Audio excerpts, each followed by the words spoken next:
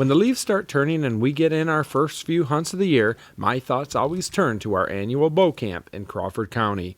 This is the place that I grew up going to for both trout on the fly and deer. The cabin owned by Greg and Mary Young is nestled in the woods on the banks of the famed DuSable River.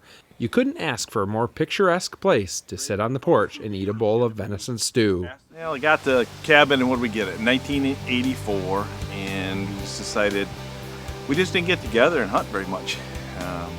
And so we thought, well, what the heck, let's try, because the deer up here aren't worth hunting for trophies. You're not going to get a trophy. But the camaraderie is what we come for. We've got guys here that are hunting, looking for a buck, and we got two guys here this week that killed a 146 or 148 at home. And then you get one here that we got all excited. Somebody saw a spike this morning. So, oh my gosh, you saw a buck. So that's what we're doing. I mean, the lies are bigger than the bucks. The stories get better every year. The shots are farther. The bucks are bigger. Even though we have the 3 or 4 racks that we got up on the wall, they still somehow get bigger every year. And I don't know how that happens, but that's what bow camp is about. Matter of fact, we thought we should call it food camp instead of bow camp, because basically we come up, eat, sleep, and tell lies, and I'm sure there are hundreds of camps like that around the state of Michigan, and every one of them has their own story to tell, and that's what makes it so neat.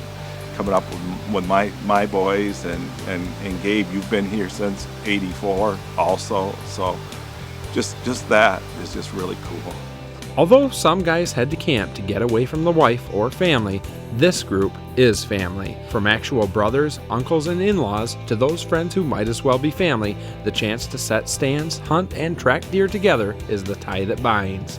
The vast woods of northern Michigan provide the place to meet each year.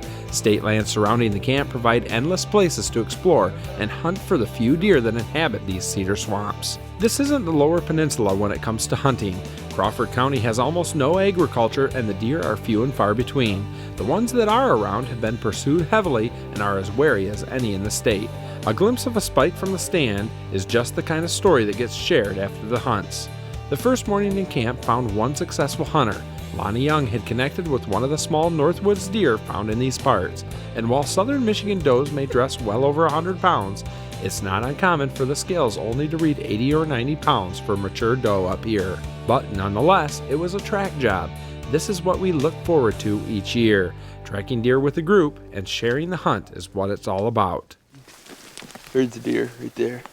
One thing that we have up here that we don't have down home is the big woods. And to be honest, we're terrible big woods hunters. I mean, give me a fence row with a cornfield and I'm a lot better off. I know where the wind's going to blow. The wind switches up here, it hits trees, and anybody who's hunted in northern Michigan or the UP would understand what I'm saying with that. The deer I think they're tougher here than they are at home. I think anybody that gets one with a bow and arrow, like for example last night I had a deer coming in at 30 yards and the wind was coming from the deer to me.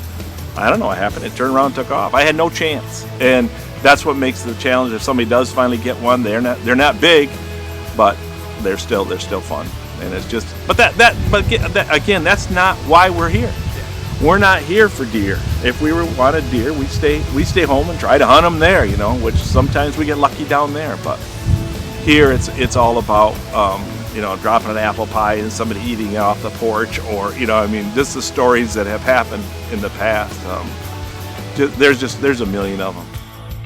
After a breakfast of homemade Canadian bacon and eggs, it was time for a little shooting with the recurves and longbows. Although most guys hunt with compounds, we like to bring the old stick and string up for some fun during the middle of the day. Made-up games keep the shooting interesting, as arrows often go missing under the dying ferns. Deer in the head, and then to win, the person who gets the deer in the other people have to keep shooting at the head until you hit it. Then you have to hit one of the feet to win the game. That was yours. I drive back. I got one in there is all. He's gonna break all the ones below it. You know what the bad thing is? I'm gonna be the one that shoots it to knock it down. Oh, you're trying. I hit the woods for 3 straight days with Chris Smith of Morris, but as often the case with the camera, the deer didn't cooperate. So we tried a tactic that is almost exclusively a northern Michigan option. We float hunted through the Mason Tract of the South Branch to see if we couldn't get a crack at a deer from the river. We didn't end up releasing any arrows, but the scenery was well worth it. Big doe on the left.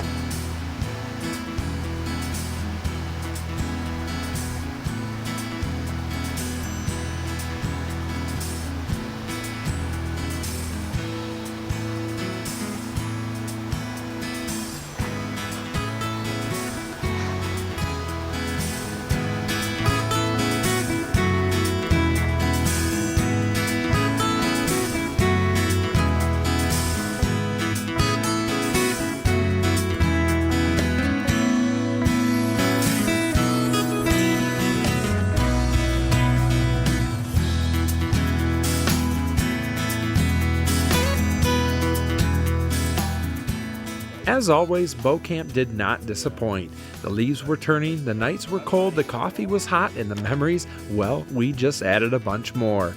The Northwoods may not always offer the best of hunting, but as any hunter knows, that's never the way we measure success. The chance to gather up north and share a track job, or maybe just some good meals with great friends, is reason enough to look forward to next year.